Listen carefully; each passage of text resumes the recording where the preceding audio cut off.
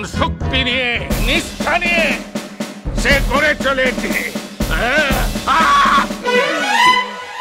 ঠিক আছে, পড়ে পড়ে সব শক্তি ক্ষয় হয়ে গেছে। কমলের মধ্যে এখন অনেক শক্তি আছে, আমার থেকে ছোট কিনা, তাই এখন অসীম শক্তি ওর।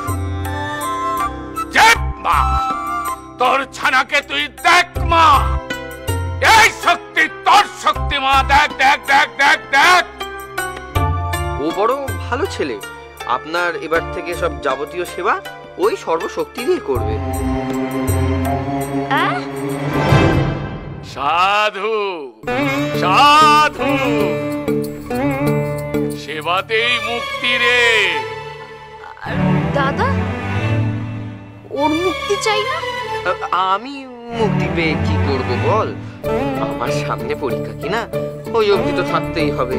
আর আমার বুঝি পরীক্ষা না? আরে তোর শক্তির সাথে কি আমার শক্তির তুলনা? তুই হলি গিয়ে মায়ের ছানা। শান্ত শান্ত, এখানে আমি তুমি বলে কিছু নেই, সবাই মায়ের সন্তান। মনে রেখো, আমার সেবাটাই মুখ্য লাভ। আপনার সেবা? এই যে বললেন মায়ের সেবা। মূর্খ, এক কথা কবার বললে মগজে ঢুকবে? ও হ্যাঁ, বুঝেছি, আপনিই তো মায়ের সেবায়। আপনার সেবা মানেই মায়ের সেবা। আপনি মায়ের অংশ কি না? তোর হবে রে ছোড়া, মন দিয়ে সেবা কর। টিপ টিপ টিপ। কর কর। আমরা মন দিয়েই সেবা করব কাকা। ব্যাস, আর ফিরে তাকাতে হবে না। দেখ তোদের আমি কোথায় পৌঁছে দিই। আর কদিন থেকে গেলে সোজা সবকে পৌঁছে যাব। কি বলি তুই? কিছু না তো, কিছু না। না না, ও বললো যে এই সেবাতেই নাকি স্বর্গ সুখ।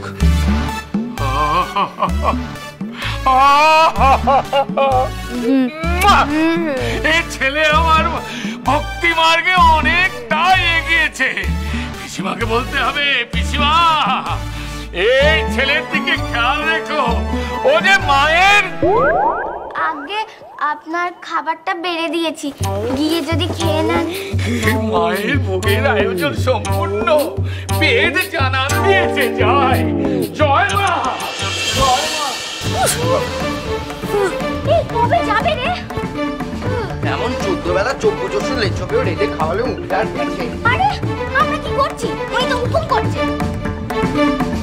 দাদা, তোর পরীক্ষা অবধি তো কোনো আশা নেই। কেন, তোর আবার কিসের চিন্তা? তোর তো শক্তি আছে। আমার তো হাত পা ফুলে যাচ্ছে, সেই সকাল থেকে শুরু হয়েছে, এখনো শেষ হয়নি। আবার কাল ভোরে উঠে বাবা, উনি যে কেন এলেন, বাবা যে কেন আনলো ওনাকে? দাদা, তুই যদি ফেল করিস? ও আবার কি কথা? ফেল করলে তো পুরো গোটা বছর থেকে তোকে পাস করিয়ে তবে যাবে। এই এমন অলক্ষণের কথা বলিস না, আমি রজনীর মুখেও এই একই কথা শুনলাম। তুই কি ওকে কিছু বলেছিস? আমি আর কি বলবো? না না, তুই ওকে এটাও বলেছিস যে তুই আর আমি নাকি দুজনে একসাথে ম্যাট্রিক পরীক্ষা দেব। ও তোকে এটা বলেছে? আর এটা বলেনি যে আমি বলেছি? ও এসে এরকম করে তোর পড়ায় ভেটো দিল বলেই তো। তাহলে আমি জানি না আমার দাদার মাথায় কত সরেশ।